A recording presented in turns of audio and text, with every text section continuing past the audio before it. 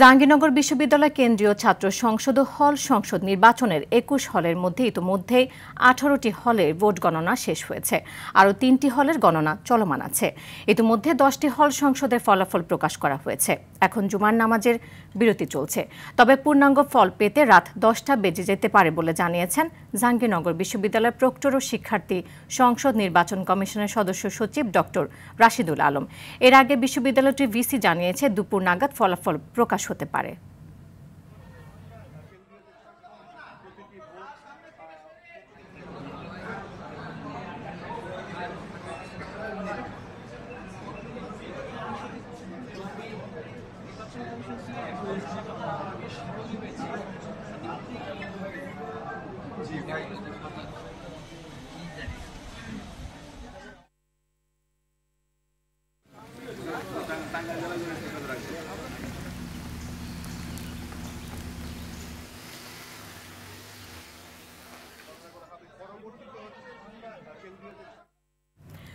দর্শক, এই মুহূর্তে জাহাঙ্গীরনগর বিশ্ববিদ্যালয় থেকে যুক্ত হচ্ছেন সহকর্মী উমর ফারুক ও জিয়াউর রহমান জিয়া। ফারুক, ভোটের ফলাফলের সবশেষ কি তথ্য আছে আপনার কাছে, জানাবেন আমাদের।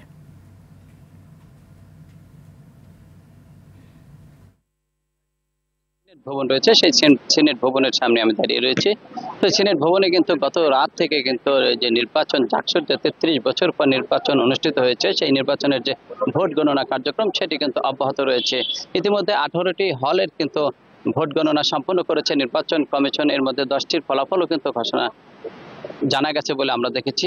এছাড়া কিন্তু 3টি হলের যে ভোট গ্রহণ চলছে, ভোট গ্রহণের যে ভোটার তালিকা, যে সেই ভোট গণনা কিন্তু অব্যাহত রয়েছে বলে আমরা দেখেছি।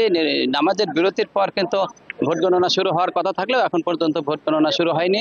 তো ইতিমধ্যে কিন্তু বিশ্ববিদ্যালয়ের যে ভিসি ডক্টর অধ্যাপক কামরুল আহসান, তিনি কিন্তু নির্বাচন কমিশনার যে সদস্যরা রয়েছেন তাদেরকে নিয়ে কিন্তু একটি রুদ্ধদ্বার বৈঠকে বসেছেন। আমরা এই মুহূর্তে কিন্তু তাদের যে বৈঠক, সেই বৈঠকটি চলছে বলে আমরা দেখেছি। তো এছাড়া কিন্তু নির্বাচনের যে সার্বিক পরিবেশ নিয়ে কিন্তু ইতিমধ্যেই বিভিন্ন প্যানেলের যে সদস্যরা রয়েছে, বিশেষ করে ছাত্র শিবিরের প্যানেল, তারা কিন্তু নির্বাচনের যে ভোট গণনার যে বিলম্বতা নিয়ে তারা নানা প্রশ্ন তুলছেন, যে কেন এত বিলম্বিত হচ্ছে ভোট গণনা নিয়ে।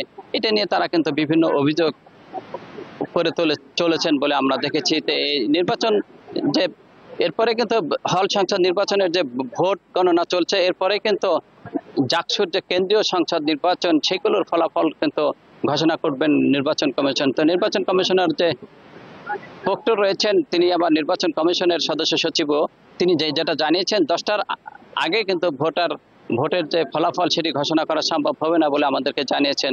তো বিশ্ববিদ্যালয় ক্যাম্পাসে রয়েছেন আমাদের আরেক সহকর্মী জিয়াউর রহমান জিয়া, আমরা চলে যাচ্ছি তার কাছে। তিনি আমাদেরকে জানাবেন বিশ্ববিদ্যালয়ের যে সার্বিক পরিস্থিতি নিয়ে কি অবস্থা বিরাজমান এখন, তিনি আমাদেরকে জানাবেন। জিয়া।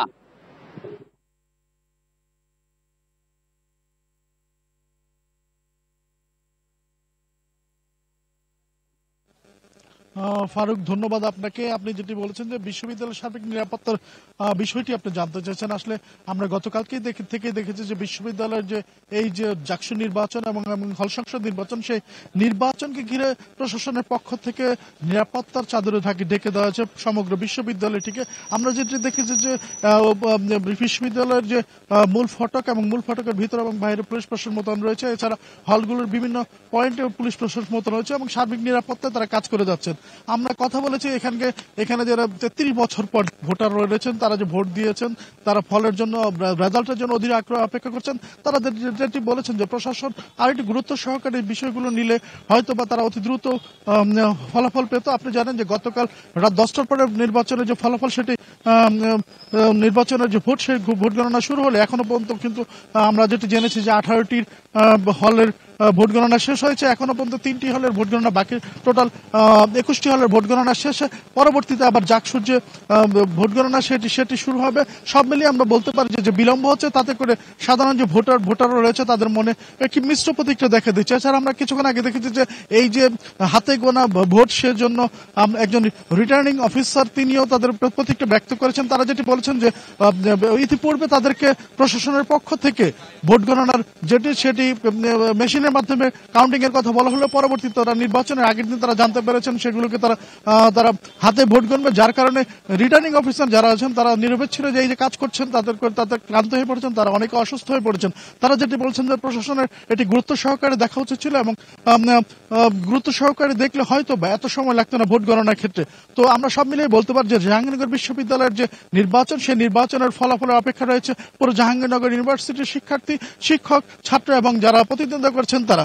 তো এছাড়া প্রশাসনের কথা যদি আমি বলি, তারা সার্বিক নিরাপত্তার কাজটি করে যাচ্ছেন। এখনো পর্যন্ত কোনো ধরনের বিশৃঙ্খল পরিবেশ এখানে সৃষ্টি হয়নি এবং সব দিক থেকে নিরাপদ অবস্থায় রয়েছেন জাহাঙ্গীরনগর বিশ্ববিদ্যালয়। তো এই ছিল জাহাঙ্গীরনগর বিশ্ববিদ্যালয় থেকে এখানকার সর্বশেষ অবস্থা। জি, আপনাদের দুজনকে অসংখ্য ধন্যবাদ আমাদের সাথে যুক্ত হওয়ার জন্য।